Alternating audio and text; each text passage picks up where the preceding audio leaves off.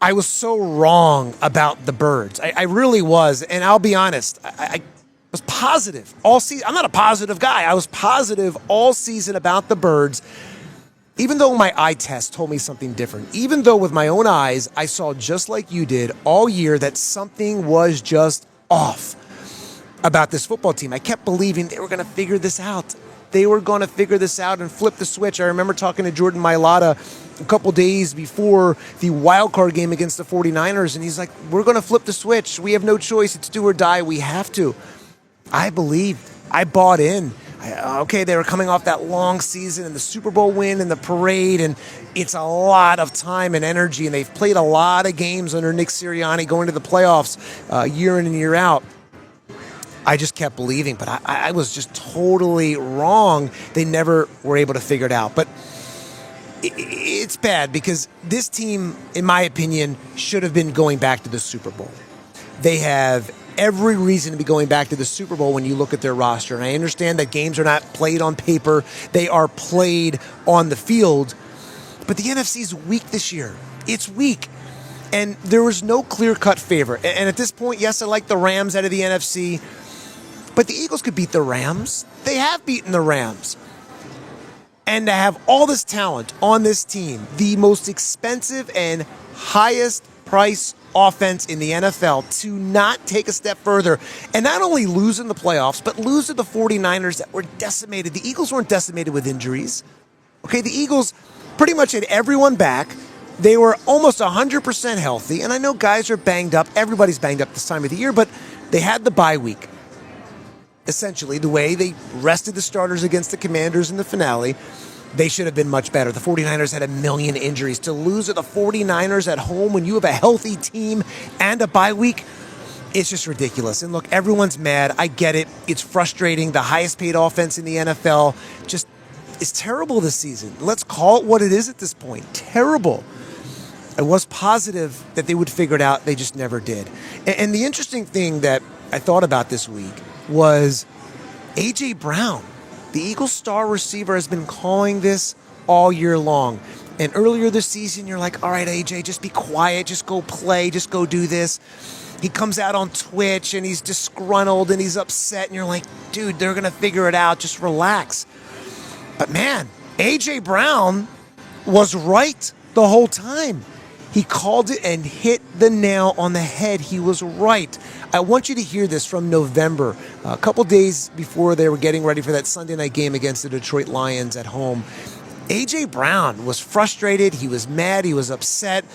You could feel the tension. Listen to what A.J. Brown said on November 12th about this football team and about this offense. Take a listen.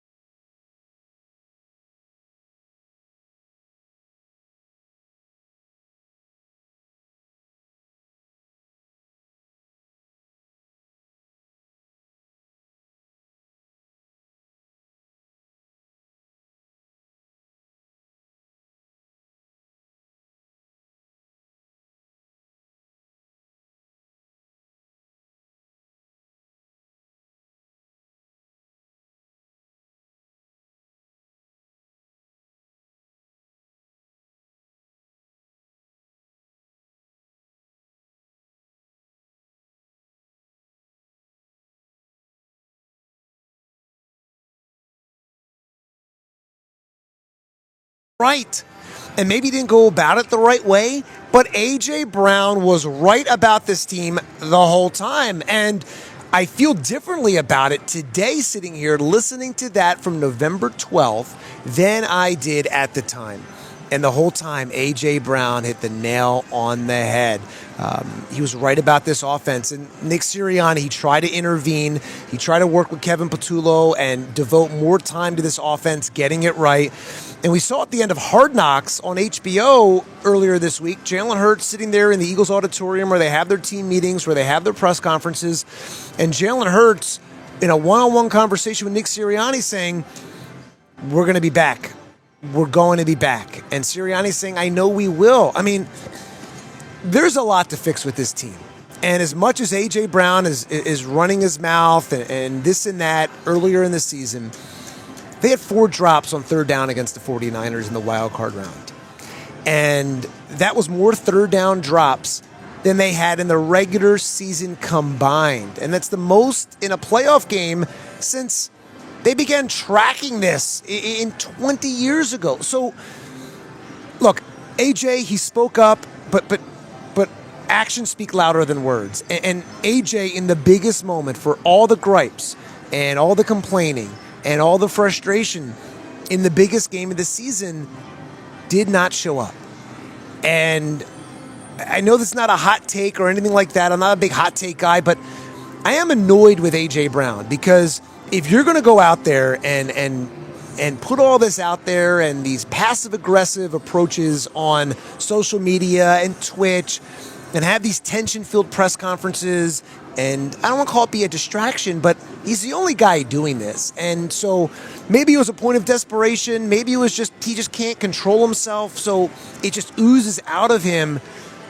And as much as we want these guys to be honest, it's not conducive. It's not helpful for the football team. But as much as he's complaining all year, and then they go feed him the ball and they lose 3 straight as he has over 100 yards in 3 straight games, at the end of the day, he dropped the ball in the biggest moments. And he has these cryptic messages on social media and everything else. But in the biggest games, he didn't catch the ball. He didn't. And this Eagles offense did not step up. And then on top of all of it, you're calling out the issues with the offense.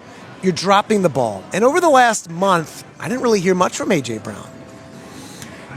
But after the game, after losing the 49ers game, as a captain on this football team, as a leader on this football team, stand there and take it. I mean, my gosh, you're making hundreds of millions of dollars. Okay, I get it. I get it. There's a lot of pressures that come with the sport, but you're making hundreds of millions of dollars. You ran your mouth all season. You dropped the ball. Stand there as a captain and leader of the team and answer the question. The fans want to hear it, right? Like, the fans want to hear it, and I get it. If I messed up at work or I'm having a bad day and I came off set when I want 1,000 people around my desk or locker as I'm trying to get changed, asking me questions that don't really play football, of course not. But that's part of the job.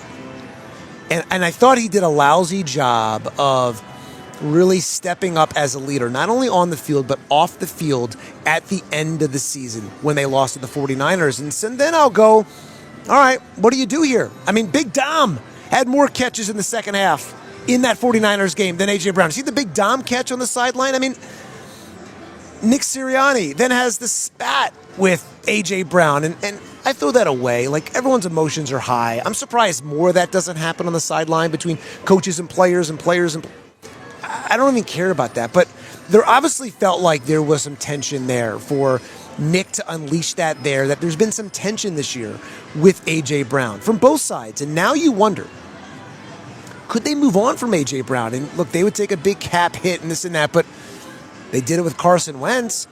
As crazy as that felt at the time, drafting Jalen Hurts, and you have a franchise quarterback, and Carson, you just pay. Howie Roseman and his team, they're wizards. They know how to figure this stuff out. So you have to wonder, will Howie Roseman find a way to move on from A.J. Brown? And so Howie was asked that point blank the other day at the postseason press conference. Here's what Howie Roseman said when he was asked, could you potentially trade A.J. Brown? Take a listen to this.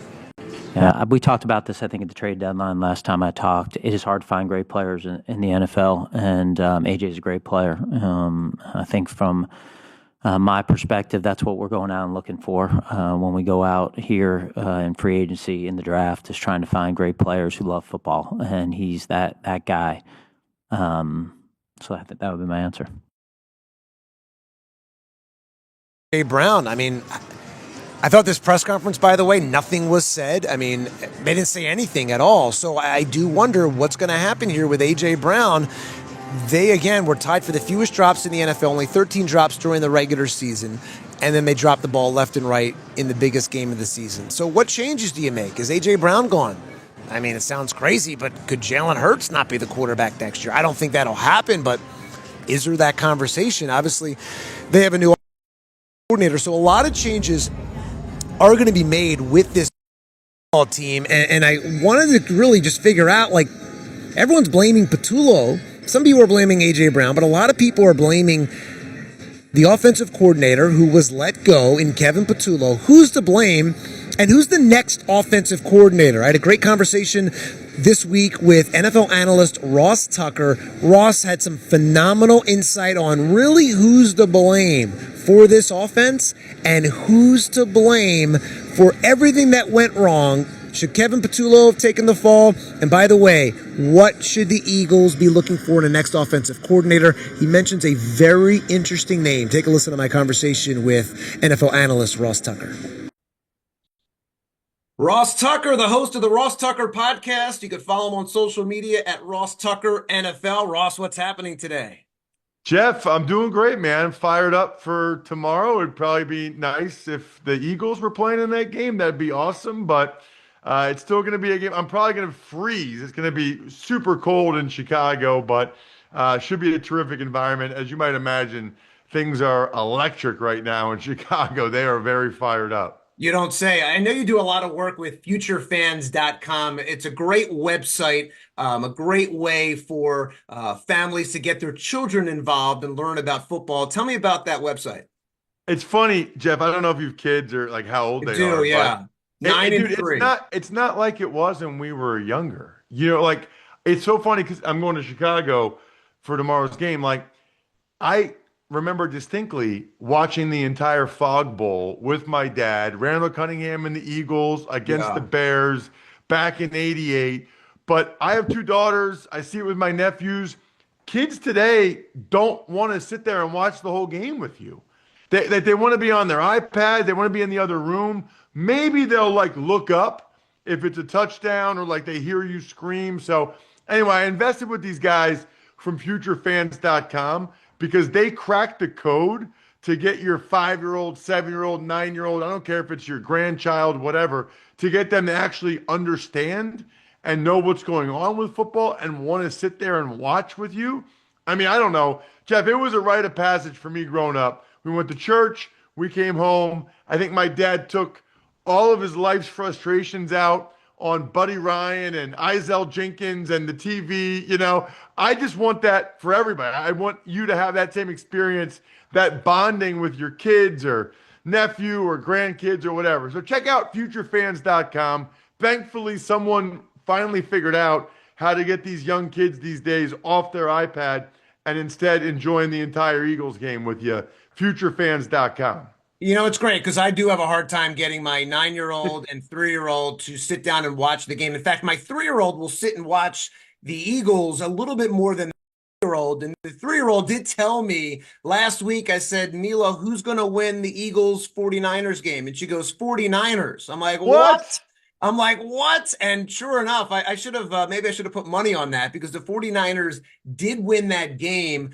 Are you in shock? Like I talked to Jordan Mailata the day after, and Mailata said to me, he's kind of like dumbfounded and kind of in shock. And look, my eye test the whole season was something's off about this team, but I just believed and believed and believed they would flip the switch, beat a decimated 49ers team, and advance and play, in Chicago this weekend.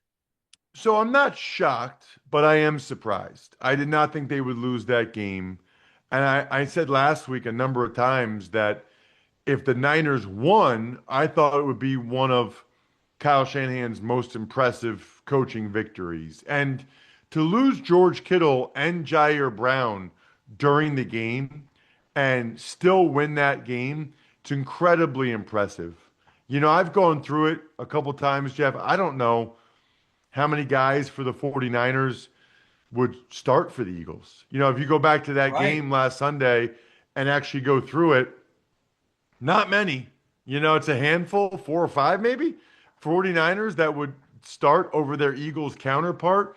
So when you're doing that, they're banged up, you're playing at home, you were rested, they were not. That's a tough, bitter pill to swallow for the Eagles. I wouldn't say I'm in shock because not much shocks me, when it comes to sports, but definitely surprised. I thought the Eagles would win. What do you think the biggest issue was? Look, obviously it's the offense, but in particular, what do you think the biggest issue was and why they were eliminated and why things just did not click offensively this season? Well, I will say this.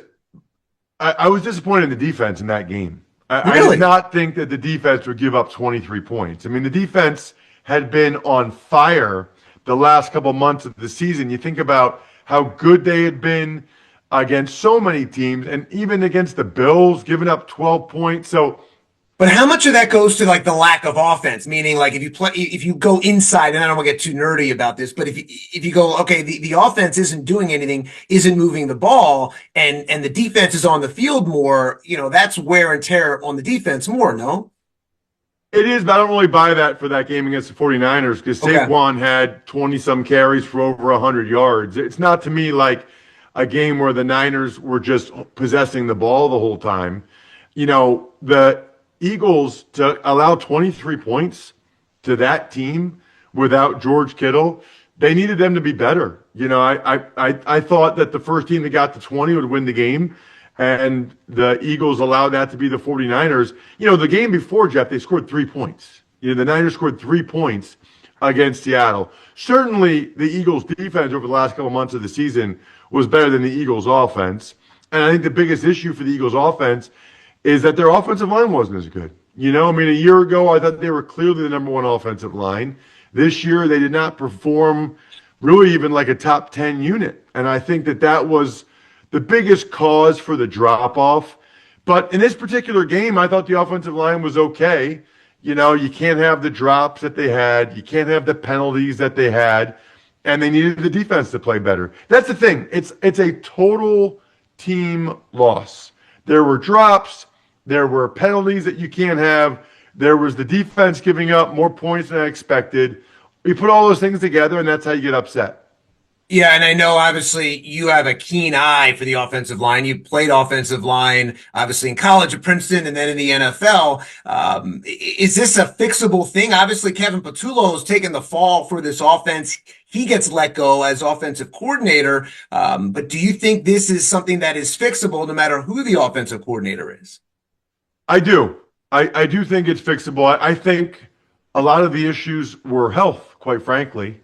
I had a back surgery. I don't know the exact back surgery that Cam Jurgens had, but I can just tell you, I didn't feel as good the next year. It took me till the year after where I really felt like I was back. And by the way, Cam had other injuries he dealt with this year, which is why, like, he couldn't play in the Packers game, for example. Landon Dickerson had 2 knee surgeries since the Super Bowl. And it was very clear he wasn't 100%. I didn't think Mailata had as good of a year. They didn't have Lane Johnson the last month plus of the season. There's a lot of reasons why they just weren't as good up front as they were the year before. And there's a big difference between having a dominant offensive line and just a solid one, which is what they were this year. So do you think it's fair then that Kevin Patullo lost his job as offensive coordinator if it was maybe particular more so than anything else on the O-line and the health? No, not really, but I don't think football's fair. I don't think life's fair. I don't think professional sports are fair. I think, Kevin Patullo will be the first one to tell you that he wasn't able to do enough to get the offense where they needed to be, but he also went into almost a no-win situation. They won the Super Bowl. They basically had the whole team back. The only change, the only difference on offense was him. So the fans naturally were going to blame him for anything that went wrong because it couldn't be that the receivers weren't playing as well, or that maybe A.J. Brown's not what he used to be, or the offensive line was injured. I just don't think fans look at it that way as much. They look at as simple as who's new, who's different. Okay, we're not performing as well. It must be their problem. Yeah, the offensive line and Hurts and AJ and you want to say what you want about Patullo, but overall, they took a major step back offensively in just about every single ranking other than red zone. I mean, red zone, they finished number one, which is impressive, but everything else took a major step backwards. And look, as you know, it starts up front, and if the O-line is not playing well, then it affects everything. It has that domino effect. But when you look at this team overall, what do you think they need in the next offensive coordinator? Is there a name out there in a perfect world you would say that needs to be the guy? Obviously, people are throwing out Mike McDaniel and Brian Dable and names like that. Is there a name out there that you think would be a perfect fit in Philadelphia with this offense? Well, that's an interesting question because, I know a lot of people like Mike McDaniel. You know, perhaps he could design the offense around Hurts's strengths. But what's interesting is in Miami, it was clearly built around Tua's strengths, which was a lot of, timing and rhythm and anticipation in the passing game. That's not really Jalen Hurts' strength. So that doesn't mean that McDaniel couldn't design an offense around Hurts' strengths. He absolutely can, but it would certainly be different than what he was doing in Miami in the passing game. So that's a unique aspect of it to consider. I think Brian Daboll and Sirianni have a relationship, so certainly, there's some real positives there. And Daboll has a relationship with Jalen Hurts going back to the time at Alabama. So there's certainly some positives when it comes to Brian Daboll. You think Dable and Sirianni, they're fiery guys. You think that could coexist during the week, and there might be some fireworks on the sideline? Yeah, I don't know. Sometimes people like that, they understand each other, and it works out really well. I think it'd be fun. I think as long as they're on the same side of something, I think that'd be great. I think the issue is if they're on different sides. So I actually do think it would work really, really well. I think Kevin Stefanski, I anticipate him getting a head coaching gig, but if he doesn't, I would love to see Stefanski. I think the Eagles could really do well with a lot of under center run game, under center play action, boots, that kind of stuff. Yeah, Jalen Hurts this season, obviously he ran less and, he didn't play, I don't think, his best. And look, maybe to your point, it had a lot to do with the offensive line. But I heard him over and over this season, 5, 6, 7, 8 times this season, talk about how much of a challenge it was having a 6 play caller in 6 years. And that's just with the Eagles. That's not even going back to Alabama and Oklahoma. I believe he's had 12 different play callers since going back to college at Alabama. But it just sounded like him saying that it's been a challenge and this and that. And I don't want to say that's an excuse, but how much do you think maybe his head was spinning this season where, you played at the Super Bowl, you've played a lot of football the last couple of years, going back to the Super Bowl in 2022. It's a lot of football, a lot of change, a lot of different offensive coordinators. Do you think he was just tired in a sense and just maybe mentally just tired with everything, or is that just too much of an excuse? I think that's too much of an excuse. I don't really buy that at all because it's not like they brought in a new system or a new language. As far as Jalen Hurts is concerned, it was basically the same offense. I mean, there's always going to be small tweaks, but most of the core of what they did was the same. He's very familiar with it, which, by the way, is, I think, a big reason why Sirianni promoted Kevin Patullo, is to have that continuity, to not have to have Jalen Hurts potentially learn a whole new language on offense, which he quite possibly could have to do now. Yeah, and then when you look at this team overall, I've heard people say that at times it's predictable. Do you think it was predictable at any point when you watch film, when you would call some of the games? I know you're on the calls for the preseason games, much different, but during the regular season, did it look like it was predictable at all? Well, if by predictable, do you mean they have core concepts that they utilize a lot? Then yeah, I think it was. I mean, when they're in gun and Saquon Barkley is, to Jalen Hurts' side, a lot of times that run is going to be inside zone away from away from Barkley. I'm sorry, but that's a lot of teams. They do not have an expansive passing game. They do not have a heavily involved, heavily schemed passing game. It's more isolation routes, and clearly it felt like some of the teams they played had a pretty good idea of what those routes would be. Yeah, last couple for you, and then I'll let you go. Some people are talking about A.J. Brown needs to go. Would that be a big mistake? I know he didn't have the best season. I know he didn't have the best, obviously, wild card game, the drops and the spat with Sirianni on the sideline. But do you think it would be a big mistake for him to go? I can't say that. I can't say I think it would be a big mistake. I think it depends on who else they would get and what they would get for A.J. Brown. There are some significant financial ramifications that Howie Roseman would have to figure out of moving on from A.J. Brown. But I think it's something they should at least consider, because when you have someone that doesn't seem to be happy and voices that displeasure, and they're also appear to be a descending player, he didn't seem as explosive. I think that's a combo that makes you really have to consider all your options. Yeah, and you're on the call for the Rams-Bears divisional game on Westwood One with Kevin Harlan this weekend. In your opinion, because I do like the Rams, are the Rams a Super Bowl team? Because I'm going Rams-Bills for my Super Bowl. What do you like here? Well, I think Rams-Bills, there's a pretty good chance of that. I think the issue for the Rams is their defense has not been good. Since like week 11, week 13, they've really dropped off. People have found a better way to attack their corners. Their corners' performance has dropped off. They're not getting the same pass rush from the defensive line. Their defense was awesome the first 10 or 11 weeks of the season. It's dropped off. So if they're going to get there, they're going to have to win some shootouts probably. Ross Tucker, a great follow on X. I love your media food spreads that you show all the food. Hopefully other teams are starting to step up their game and go, hey, this guy's putting us out on blasting us on social with all these food spreads. Hopefully these teams step up their game. Well, you'll appreciate it. Monday night I was on sideline in Pittsburgh, and I was talking with not the name drop, but I introduced myself to the owner for the Houston Texans, Cal McNair, and his wife, and I let them know that the Texans had the best press box food spread of any team I went to this year. They were very proud of that. So congratulations to the Houston Texans. You're number one. Maybe they can keep it going on the field too. Yeah, the Cowboys have a good one too. I know people don't like the Cowboys around here, but the Cowboys have a great one.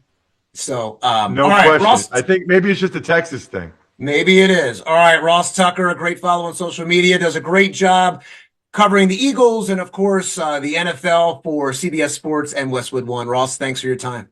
My pleasure. Thanks so much for having me, Jeff. I like what Ross Tucker said there about Brian Daboll. I think that'd be a great choice. Maybe some sideline semantics or antics, not semantics, antics with Nick Sirianni. Both are very passionate guys. Maybe that could work out. All right, Parks Casino is the casino of choice and a great place for a night of headline entertainment and winning dining. Award-winning dining. Parks Casino is something for everyone's entertainment taste. Coming up on February 7th, Piano Men Generations, a tribute to the Elton John and Billy Joel shows. That'll be here as well. And then February 28th, country artist Brett Young will be here. March 6th, Candlebox will be here in Parks Casino in Ben Salem. March 14th, the big one, you know him from Saturday Night Live. Comedian Tracy Morgan will be on stage here at Parks Casino in Ben Salem. April 3rd, Cheap Trick. April 18th, Melissa Etheridge. May 14th, The Wallflowers. ParksCasino.com to buy tickets. Of course, you must be 21. Gambling problem, 1-800-GAMBLER. Let's continue this chat and conversation about the Eagles. It's really hard to win. And I know it's not what we expected, and it's not what Howie Roseman or anyone expected. You could just sense it this week, just seeing Howie Roseman just sitting there, just seething, just upset they didn't make it. But it's hard. There have only been 9 teams in NFL history that have repeated as Super Bowl champs.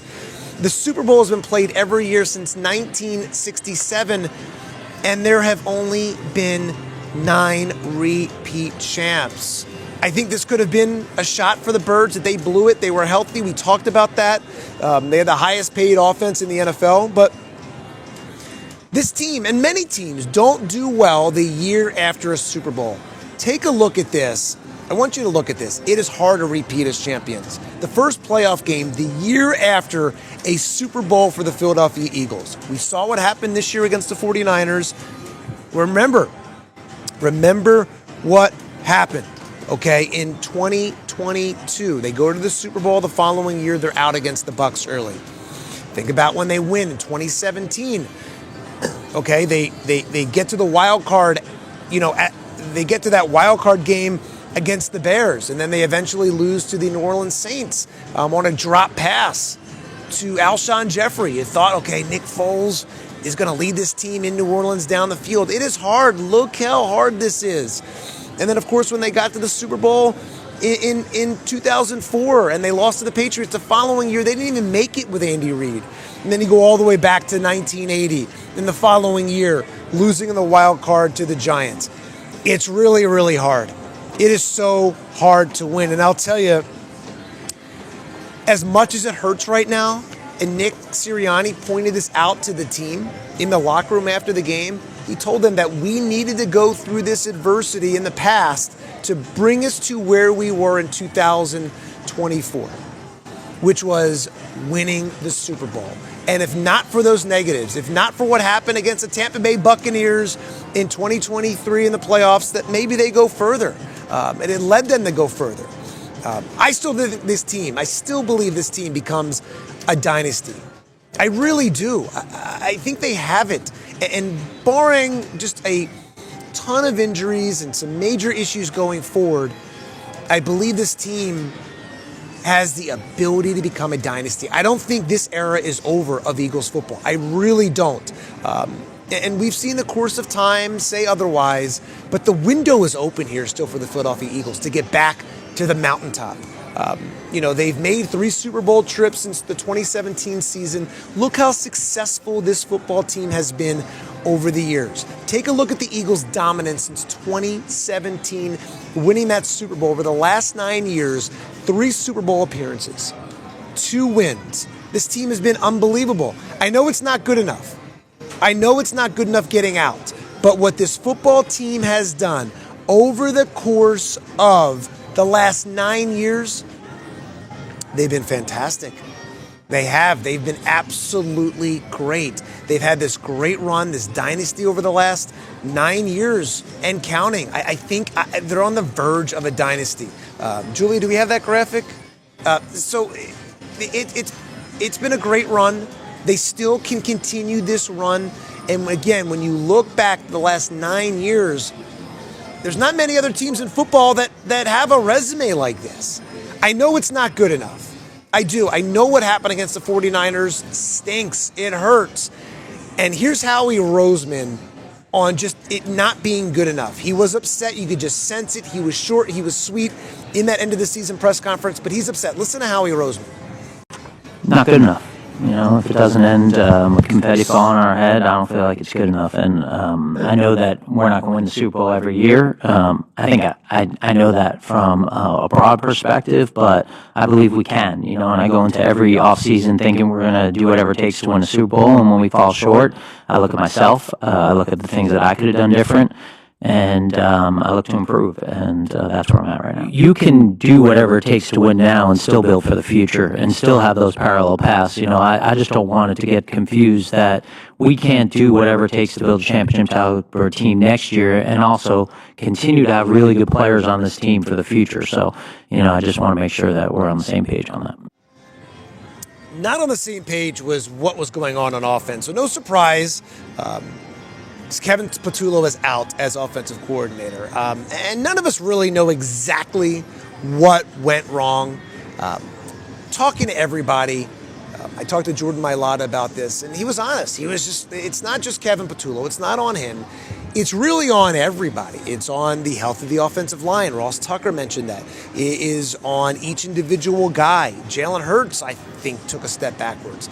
I think some of it has to be blamed on Patullo, that at the end of the day, It's your job to get the best out of this talent. And it is a new year. What happened last year doesn't matter. A.J. Brown spoke about that. But the offense has to be better. And now they're searching for a new offensive coordinator. And what are they going to bring in? But Kevin Patullo, Jalen Hurts kind of called him out on it. He was asked about why he wasn't running as much. And he's like, well, they weren't really called and designed for me to run this much. And that's on Kevin Patullo. And that's as much as Jalen has thrown him under the bus this season. And I wouldn't even say it's him throwing him under the bus. But what Jalen Hurts did say about Patullo was it was a challenge this year having all these different offensive coordinators. We get it. But the approach, what I thought was interesting, the approach what Jalen said of how the game is being called, they just haven't gone with the runs. And he tried to do his best, this is what Jalen said, with the position he was put in. That was the most that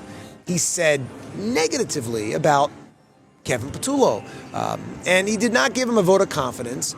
He really didn't. But let's be honest. The common denominator here was Kevin Patullo. And I don't think it was all his fault. But look at just how backwards this offense went this year under Kevin Patullo compared to Kellen Moore. There's no scenario where the highest paid offense in the NFL should have taken a massive step backwards. Take a look at the difference between the Super Bowl season last year under Kellen Moore, and of course, he left to become the head coach of the New Orleans Saints, and look at what happened under Kevin Patullo. I'm sorry, there's a drastic difference here. They went backwards in just about every single category. And I agree, the offensive line was not as healthy. I agree that this team as a whole was just not on the same page for whatever reason. Maybe they were tired or maybe they just were not able to figure it out. It happens. These are professional guys, professional athletes, but they're also human beings. I get it. But Nick Sirianni explaining why they fired Kevin Patullo, these numbers, a big reason why. I think it's important that we continue to evolve as an offense and that we, go out and do what's best for this football team. And again, everything that I do and every decision I have to make, I have to do that with what's in mind, just like Howie does, just like Mr. Lurie does, with the intent of being the best thing for the football team. And at this particular point, I love Kevin and everything that he has provided to this coaching staff for his 5 years here. Big reason why we've won a lot of football games. But at this particular point, I just felt like that's what I needed to do to be the best thing for the football team. Anything that I'm assessing, I'm going over with Coach, and I think those conversations on how we need to improve, I don't think that gives us any edge to talk about that publicly, because obviously we're getting into an off-season mode where we're trying to acquire players. So, we'll go through a deep evaluation. We're disappointed. We're disappointed that we're having this press conference here. That we're not playing this weekend, and I can promise you we're going to do whatever it takes to try to get better. Whatever it takes to get better, and I believe Howie Roseman, he has proven it over and over and over again. We talked to Sal Paolantonio last week, and the ESPN reporter, Sal, you've known a long time, who has great insight, was like, look, Howie Roseman is a Hall of Fame general manager, and Sal Pal said he'll do everything in his power to get Howie Roseman in the Hall of Fame one day into Canton. I believe and trust Howie Roseman is going to figure this out. Has he made mistakes? Of course. They all have, right? But Howie Roseman's track record, in my opinion, is second to none. So, new Eagles offensive coordinator, they need to evolve, Nick Sirianni says. And he's right. They did not evolve from last year with Kellen Moore to this year with Kevin Patullo. A couple names out there as potential replacements. Nick Sirianni says he will cast a wide net. Depending on the candidate, he could still have his hands in this offense.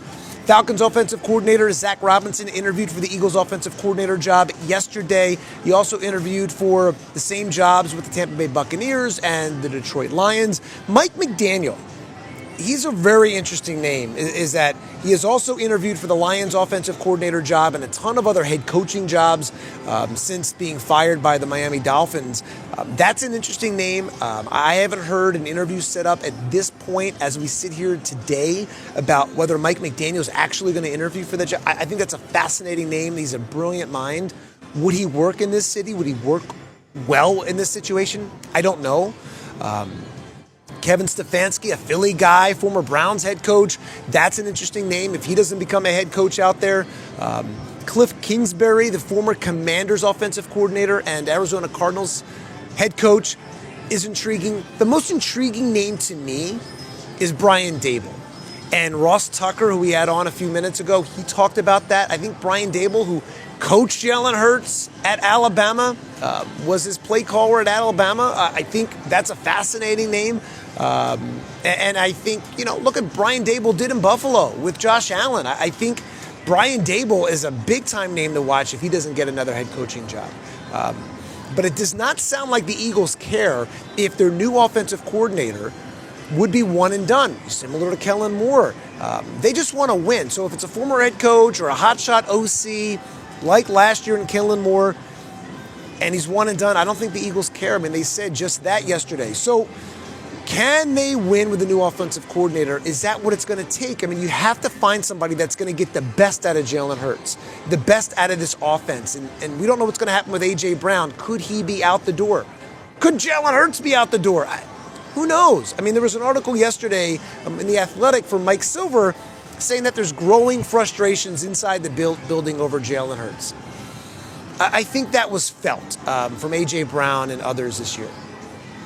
We just don't know. I mean, I wouldn't sit here and tell you that, okay, I think Jalen Hurts is gone, but I'll tell you what, after how he did with Carson Wentz in 2020, would you rule anything out? Of course you wouldn't. So the Super Bowl window, as we talked about, is still open for this football team. And so Nick Sirianni is going to be among those leading this search with Howie Roseman and Jeffrey Lurie to try to get this team back to the playoffs and back on a Super Bowl run. I still think they have it in them to be able to do this. And you have to find a guy, in my opinion, that's going to challenge Jalen Hurts to get this offense going in the right direction. But, for some reason, there's something going on with this team. It does seem like there's a lot going on. It seems like it was a drama-filled year that on paper, it doesn't make sense they can't figure this out. So they have to find somebody that is going to get the best out of this offense. As painful as it is, Kellen Moore was able to figure it out. They need the next guy to come in to do so. Here was Nick Sirianni and Howie Roseman this week on what they're looking for in a new offensive coordinator and how much Nick Sirianni still may have his hands in the offense as the head coach.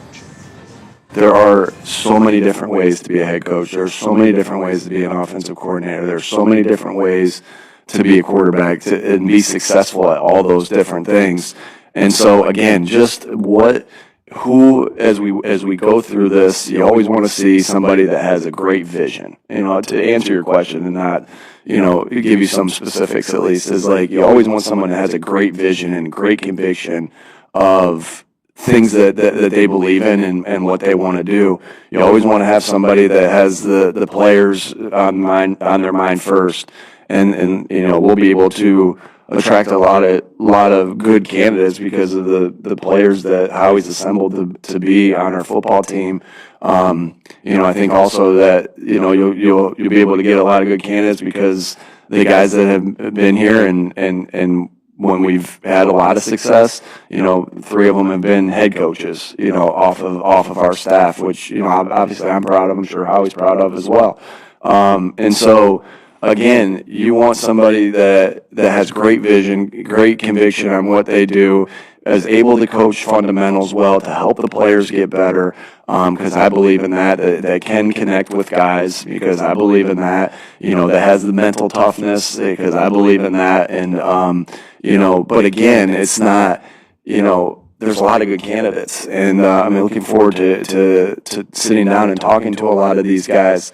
But there's different things that make different guys special, and so it's about finding the guy that best fits us, that gives us the best chance to be, get back to the top of the mountain where we ultimately want to go. Of course, you have so many resources to be able to use to help you make the best decision that you possibly can.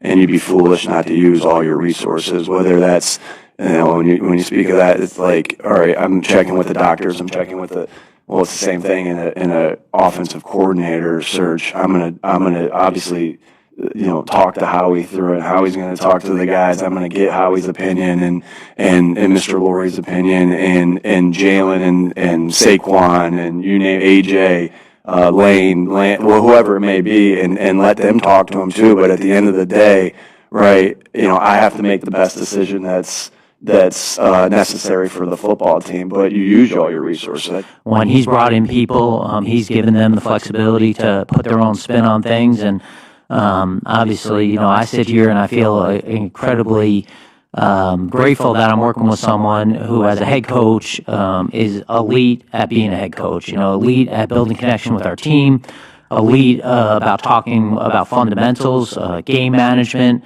situational awareness, bringing the team together, holding people accountable. And when you're looking for a head coach, those are really the job descriptions. And as you're building out a coaching staff, you're talking about being able to do that, being able to have elite play callers on both sides of the ball. And when you think about how hard it is to find those three things and that we have one, we're starting with a huge advantage. Yes, they are. The Eagles are starting with an advantage here. We'll see how this plays out. I do trust they will be able to find someone that's the best fit for the Philadelphia Eagles. And it sounds like Jalen Hurts is going to have some input here on the next offensive coordinator. And I think that would be smart to get all the input. But as the Ravens owner said, did you hear Steve Bisciotti this week? My goodness, it was a great press conference, highly entertaining. And, by the way, he's a Philly guy, the Ravens owner. He was like, Lamar Jackson on their situation will have some input, but he has no power. He gives his players no power. But in any event, Jalen Hurts sounds like he will have some input, and I think that would be a smart decision to have Saquon, Jalen Hurts, A.J. Brown to have some input on the next offensive coordinator. Let's get to our next guest here on the program, John Jansen. Let's bring in John in. You know him from of course, does a great job with Fox Sports Gambler on Fox Sports, does a great job talking football, talking anything you want. John, how's it going today? It's going good. My first time talking with you, so very excited about that, Jeff. And it's one of the best, maybe the best football weekend of the year in the divisional round. Oh, I disagree. No birds. But it's a great one. I don't agree. No Eagles in this. I'm not having it. I'm not having it. In any event, I think everybody was surprised that the Eagles lost last week, and now to be sitting here going, all right, the 49ers, they're in Seattle. They are huge underdogs against their rival Seahawks. Are you surprised that we're sitting here without the Eagles playing in the divisional round? Yeah, I'm a little bit surprised because even with the offensive issues, and there were plenty of them. You knew that coming into that game that they were probably going to stall a lot. They were going to be 3-and-outs. We knew those issues were there for the Eagles, but they've always found a way, especially once they get into the red zone, they are very efficient in the red zone. They score a lot. So I thought that was going to help propel them over a 49ers team that really didn't have much defense to begin with. So you thought they could at least move the ball a little bit against a bad defense that has no pass rush at all, get into the red zone, and be able to score.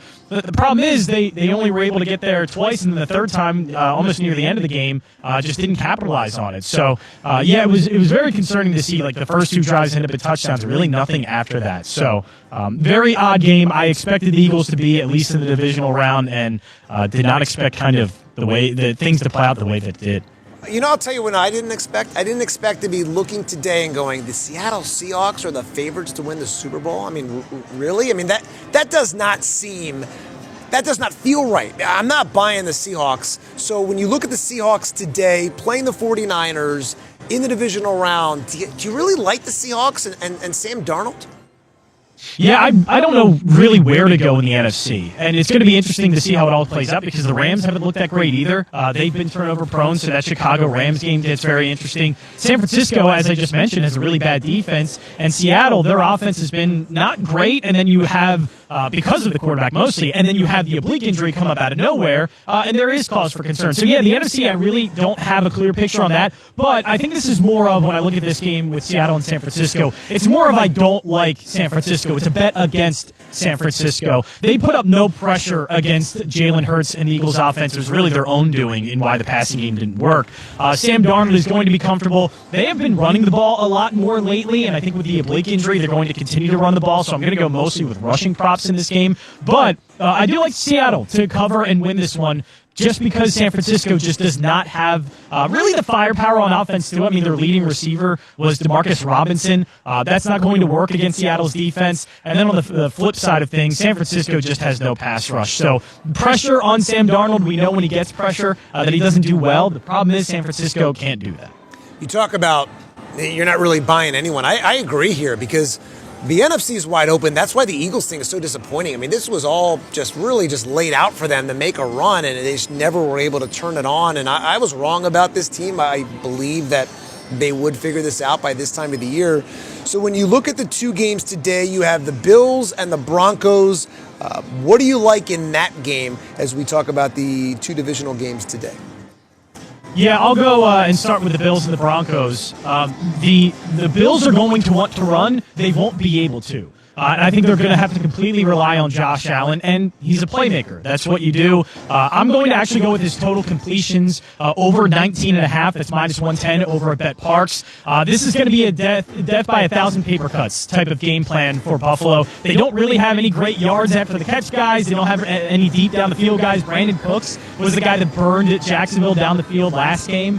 So they just don't have a lot, and it's going to be Josh Allen basically trying to dink and dunk, maybe get it to his running backs. But, yeah, they're not going to be able to run. I have a feeling this is going to be a very high-volume, high-efficient passing game. It wouldn't surprise me if he completes 25-something passes but only goes for maybe 200 yards. But I think he's going to go over the 19.5 completions. But I will also go with Buffalo in the game. Denver is the number one seed for a reason. They have the best defense in the NFL. One of at least the best defenses. Maybe Houston has something to say about that. Maybe Seattle as well. But I just don't believe Bo Nix is ready yet for this kind of stage. He just misses too many opportunities down the field. He is not an efficient quarterback. And if you give opportunities to Josh Allen to maybe get back into this game or keep him close into it, we have seen time and time again, no matter how good a defense is, he finds a way to make it work. So I like Josh Allen to help the Buffalo win this game. I'm taking the Bills on the money line minus 105. Josh Allen over 19.5 completions. And I'll throw in an anytime touchdown. I think I saw Bet Parks over minus 117 for Josh Allen. Again, playmaking ability there. You know, I still like the Bills. I think the Bills are due, and whatever that means. I mean, it means nothing what I think. But I do think the Bills are due. I mean, they have just had heartbreak over heartbreak over heartbreak, similar to the Bills in the 90s. This team, it just feels like Sean McDermott. This may be the year. And so I do like the Bills, and I do like the Rams to meet in the Super Bowl. And I know that when you go into the playoffs, okay, they're not per se that the top dogs in each league or each conference, but I do believe that these two teams will get to the top. And so when we look at tomorrow, when we look at the two divisional games tomorrow, you have the Texans and the Patriots, and then the Rams and the Bears. Let's first talk about the Texans and Patriots. I don't think anyone saw the Patriots doing what they did this year. I mean, Milton Williams, the former Eagles defensive tackle, in his first year up there, he even said going into the playoffs, I'm not going to lie. Like, I did not expect this under Mike Vrabel in year one to do what we did. How much of a shock is it in the Patriots, and what do you like out of this game, Patriots-Texans? Yeah, it's definitely a bit of a shock. I was a high believer in Drake May as a talent, and once Mike Vrabel got there, and you got Josh McDaniels too, I think that's a really underrated part. Everybody looks at Josh McDaniels' coaching career as a head coach, and it's not very good, but the track record as an offensive coordinator has been fantastic.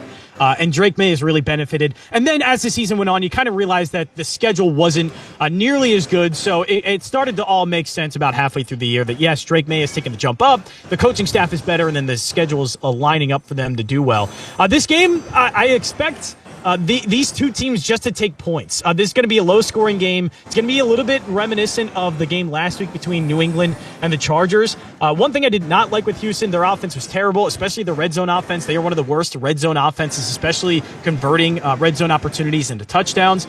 They are not good at it. So I'm actually, it's going to sound a little ugly, and it doesn't sound like a good football game because of it, but I'm going over 3.5 successful field goals in the game combined for both teams.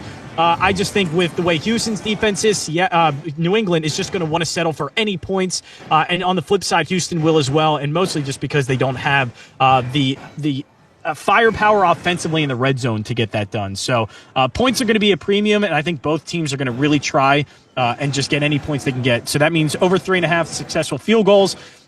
That being said, It's a little tough to take New England on the 3 because of that, so I'm a little hesitant, but I would lean New England laying the 3. I would, if you want to, just like buy the half a point and maybe make this a 2.5 point spread, since I do think it's going to come down to field goals, but I do lean New England on terms of the spread. So when you look at this team, the over-under is 41.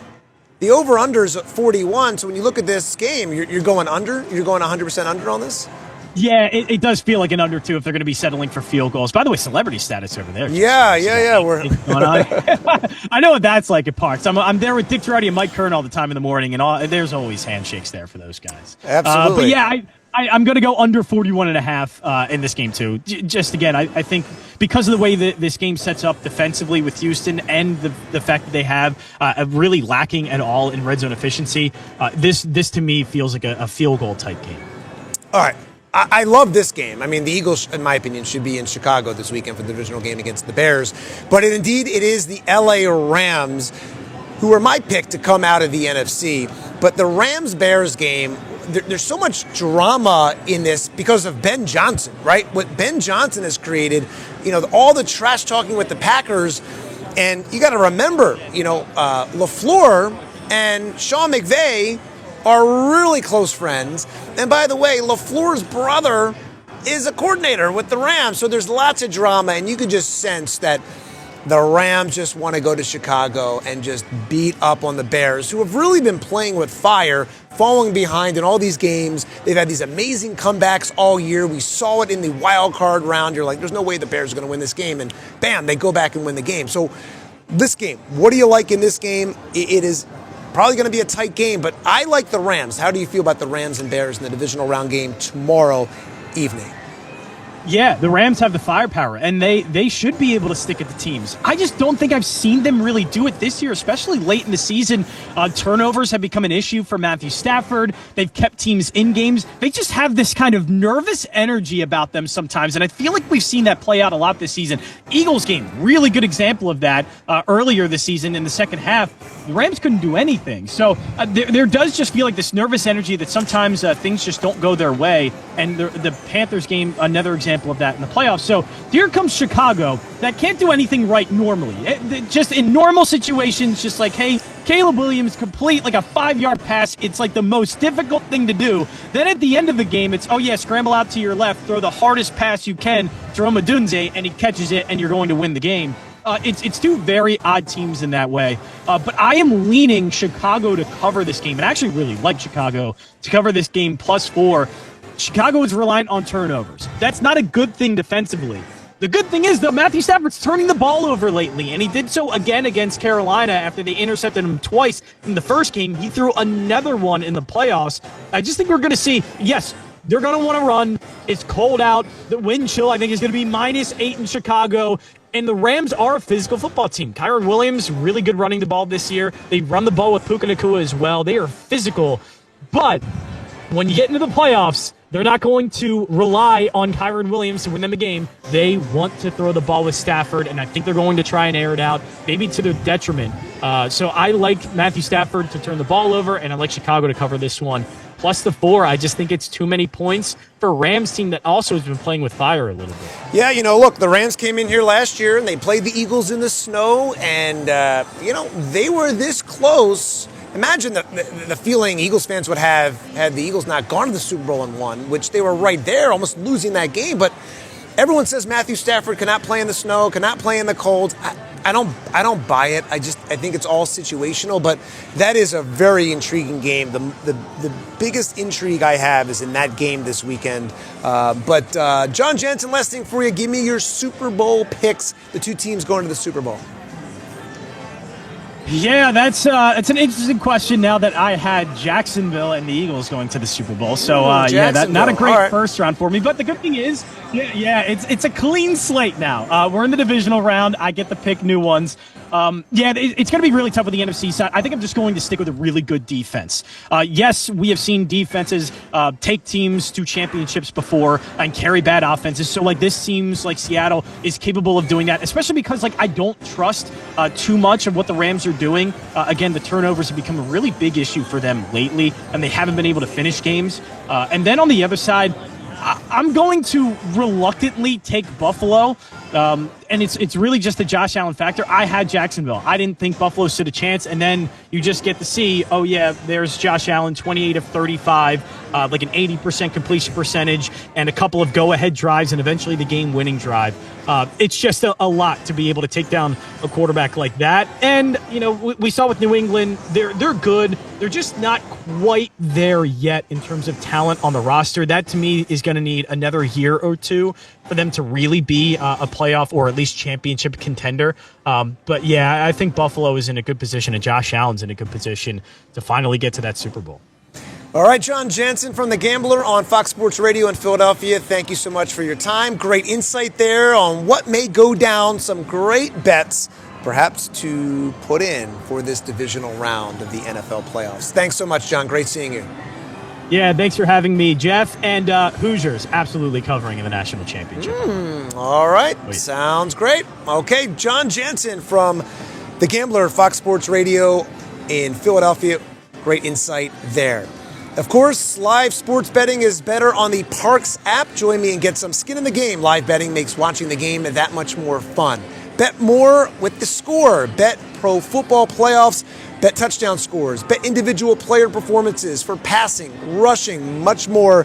Bet the college football championship. Plus, Bet Parx has a great offer for new users for the new year. Get up to $1,000 in casino bonus back if you're down in your first 24 hours. Plus, get a $50 casino bonus on Triple Cash Eruption, the hot slot game. Bet Parx, the only app that I recommend to bet on for pro sports and play classic casino games like blackjack, craps, roulette, and the hot online slots. You must be 21 in Pennsylvania, New Jersey, or Michigan. BetParx.com has all the details. Gambling problem, call 1-800-GAMBLER. We have had a jam-packed show. We've talked so much about the Birds. We have talked so much about the Phillies. We had Tommy Green on, the former Phillies starter, talking about everything that has transpired in the last 24 hours between Bo Bichette and JT Realmuto.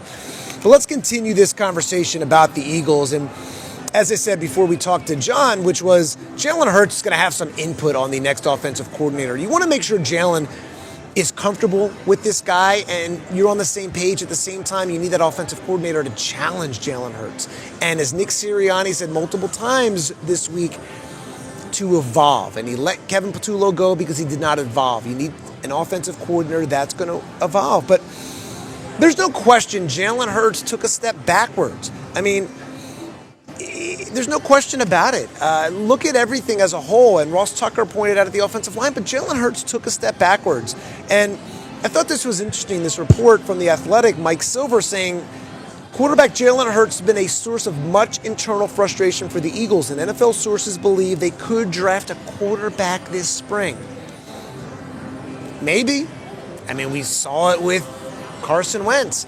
And was that put out there to send a message to Jalen Hurts? Like, hey, you better put up or shut up? Maybe. I mean, Mike Silver is a very established NFL reporter. He's been doing this a long time. He's not a Philly guy, right? So if he's going to come out with something like that, he's going to have his information right. So there's something there. I think it's very clear there's something there. But the Eagles, I thought this was interesting too. They didn't pull a Dave Dombrowski, Bryce Harper situation, not calling them elite, but the Eagles, they were not critical of Jalen Hurts this week. In the press conference on Thursday, they did not challenge Jalen Hurts in the nicest way possible. They could have done it. They didn't. And maybe, just maybe, you look at this team and you say, why don't they challenge the guy? They did not. And whether it's the offensive coordinator, whether it's the offensive line, whatever it was, Hurts took a step backwards. He didn't run as much. He blamed Kevin Patullo for that. He ran what the coach said he called. And at the end of the day, he did not deliver in the biggest moments. And maybe Devontae Smith, he doesn't drop a ball. They score a touchdown. They beat the 49ers. And here we are, we're talking about the Birds against the Bears in the divisional round. It didn't happen. But Jalen Hurts, he wants to be the Michael Jordan of football. You got to deliver. And there's no excuses. He mentioned 5, 6, 7 times this year the offensive coordinator changes have been a challenge for him. And he's had a lot of offensive coordinators. Look at this. Look at all the play callers. Jalen Hurts has had 6 play callers in the last 6 years. Hurts, He's going to go into next season with his 7th play caller, okay? The 7th play caller, okay? If you look at this list here, it's ridiculous. This list is crazy. It goes all the way back to Alabama, but one name that's out there that I'm interested in, Brian Dable, his coach at Alabama. Now, I don't know if Dable would work here. I really don't. I think it would be brilliant. He did great with Josh Allen. Of course, he struggled with the New York Giants, which there's a bigger picture there. But Brian Dable's a name I think would be a great offensive coordinator if he doesn't get another head coaching job. Maybe it would work here. Maybe it wouldn't. Nick Sirianni and Jalen Hurts, Nick Sirianni and Howie Roseman said this week that they have to find the best guy for them. Maybe it's Brian Dable, but this list, Shane Steichen got the best out of him. Brian Johnson did not. Kellen Moore clearly got the best out of Jalen Hurts. They have to find a guy that's going to figure this out. And Howie Roseman and Nick Sirianni, they're not putting Jalen Hurts on blast. They're not putting all the issues on Jalen Hurts, at least publicly. Listen to what Nick Sirianni and Howie Roseman said about Jalen Hurts. They're not blaming QB1. Throughout the years, there was a lot of questions on Kevin, and like I've said to you guys, like we all had a hand in, our offense this year, good, bad, you name it. We all had a hand in it, and that's every coach, every player, myself obviously at the front of that list. But again, I love Jalen Hurts. I love everything that he brings to the table. Every time you step on the field, you feel very confident you can win any game that you're going to play when you have him as your quarterback, and he's shown that to this organization, to myself, to Howie, to the city, that he's a winner, and he is able to do many different things at a very high level. But again, anything that, whether it was winning the games or whether it was us not play up to our performance on offense, we all have our hands in that. What coaches said, we have won a lot of games with Jalen as our quarterback. We won a world championship with him as an MVP in that game. And so I think, obviously, he's done a tremendous job as our starting quarterback. How much is Jalen open to doing new things and different things, depending upon the new coordinator? Yeah, I think you saw this year that he's open to do a bunch. We were under center probably more than we have been. Different motions, different things like that. Here's what I'll say: like Jalen always wants to do. Like Jalen's proved this to everybody that he'll do whatever it takes to win football games, and sometimes that's throwing it a bunch, sometimes that's running it a bunch, sometimes it's him handing it off a bunch. And he'll do whatever it takes to win. All I've ever felt from Jalen, and all I ever know from Jalen, is that the man will do anything he can do to win football games. And he pushes himself to do new things. He pushes himself to excel at the things that he has already done so well. And he's proven to everybody, year in, year out, that all he cares about is winning, and all he cares about is being able to hold that trophy up at the end of the year. Similar to the Mike Silver story in The Athletic yesterday, it's similar really what LaShawn McCoy said. Did you hear what LaShawn McCoy said last week after the Eagles were eliminated by the 49ers? He was on that podcast, that Speakeasy podcast with former Eagle Emmanuel Acho, and he kind of put it on Jalen Hurts, and he said, according to my inside information, the people that I talked to, that Jalen Hurts can't do all the razzle-dazzle stuff and the motion and this and that.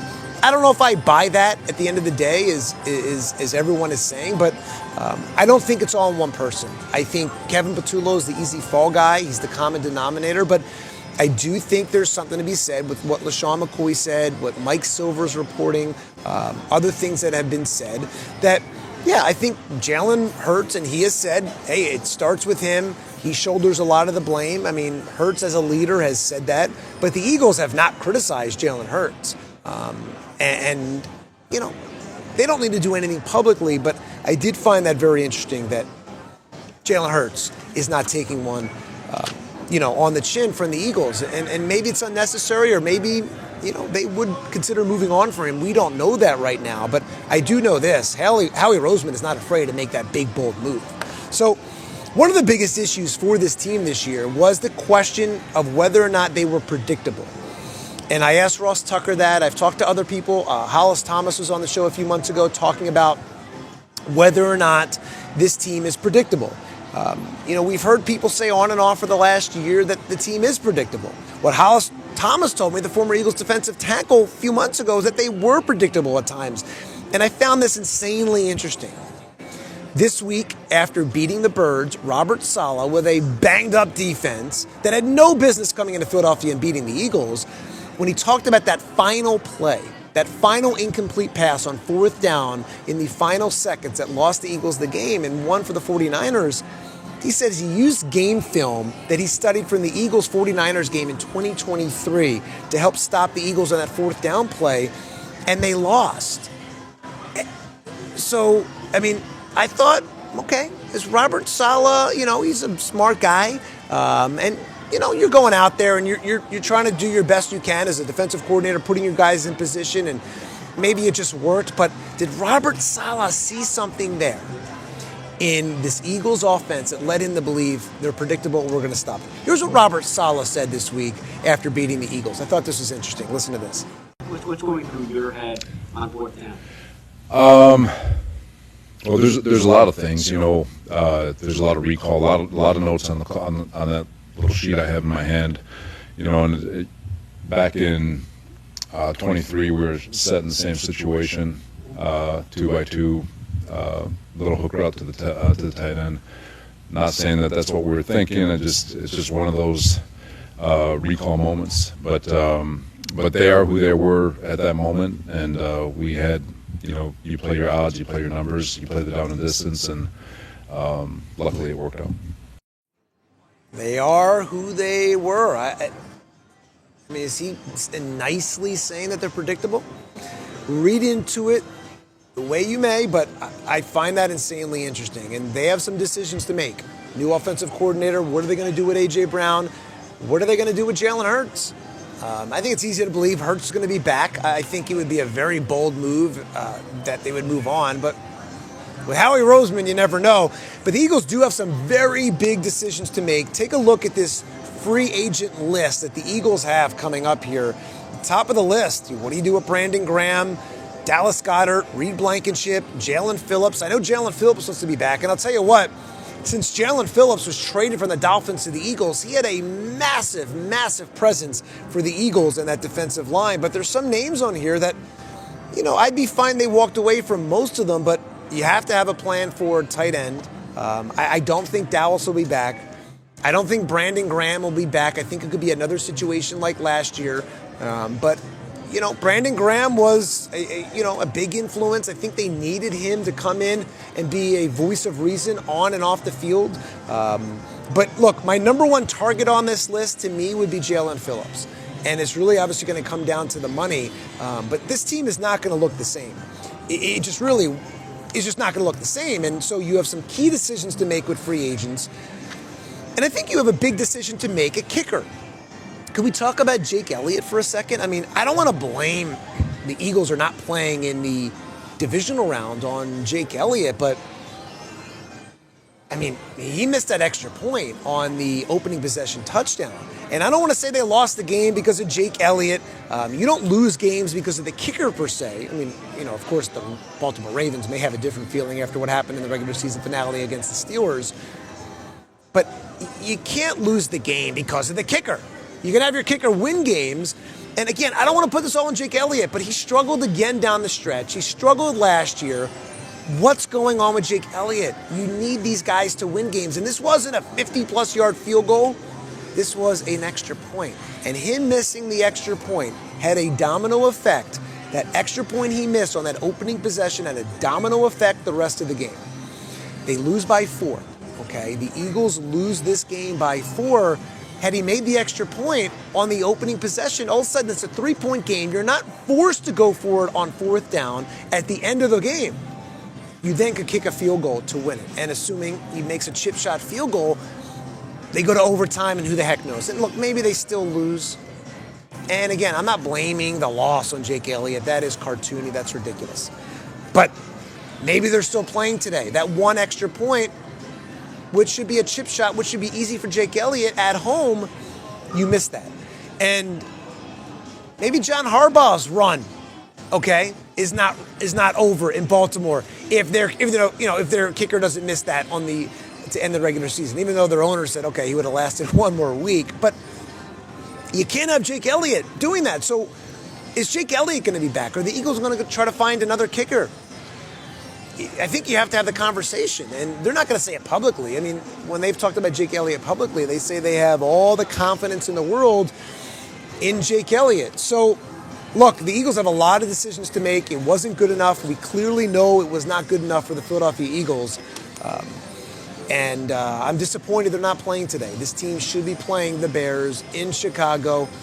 And who knows? I think they would win that game. In any event, some hard decisions to make for the Birds and some still decisions to make for the Philadelphia Phillies with spring training a month away in Clearwater, Florida. All right, well, that'll do it for us tonight. Or this afternoon, that is. It's dark in the casino. It feels like nighttime. That'll do it for us on Bet Parks Casino here from Bensalem, Pennsylvania. We appreciate all of our guests, from Ross Tucker with some great insight on the Birds, talking and blaming the offensive line for being the big issue on the offensive side. And he likes Brian Dable as the next offensive coordinator. And a special thanks to Tommy Green, kicking off the show today, talking about Bo Bichette, JT Realmuto, and everything going on with the Philadelphia Phillies. And, of course, John Jansen joining the program to give our gambling expert to talk about everything going on in this divisional round. So we appreciate it. Great show today, jam-packed show, talking about the Birds and the Phillies, everything else in between. For my producer, Julia Huff, I'm Jeff Skversky. Thanks for watching on Bet Park Saturday, live on the PHL Sports YouTube page. We'll see you next week right here at Parks Casino in Bensalem, Pennsylvania. Have a great Saturday.